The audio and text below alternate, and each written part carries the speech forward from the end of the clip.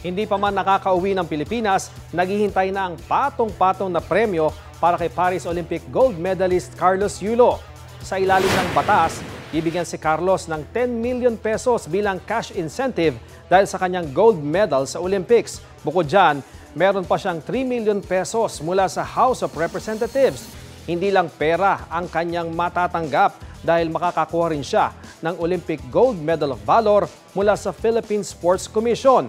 Meron din siyang house and lot mula sa Philippine Olympic Committee. Isang property development company naman ang magbibigay din kay Carlos ng condominium unit sa Taguig na may halagang 24 million pesos. Tax-free po ang mga papremyo batay sa Republic Act 7549. Kapuso, alamin ang maiinit na balita. Bisitahin at mag-subscribe sa GMA Integrated News sa YouTube. Sa mga kapuso abroad, samahan niyo kami sa GMA Pinoy TV at sa www.gmanews.tv.